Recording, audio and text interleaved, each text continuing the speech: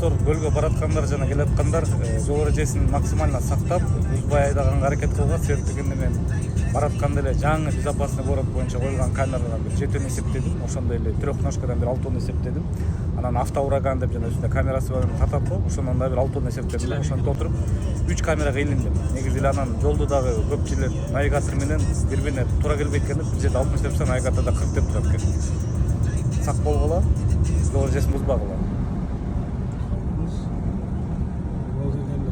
Бирок знак жокту, белги жок. Ну, безопасный город камера. Бирок мен бул жерден 60 өтүп кетмесем. Навигаторлардан 40 деп чыгарат ошолор жетери. Но көлдөгү камералар турат го, безопасный город коопсуз шаар боюнчачы.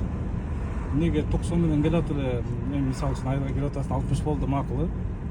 Камерага жетерде резко 40 болуп кетет, вообще знак жок эле.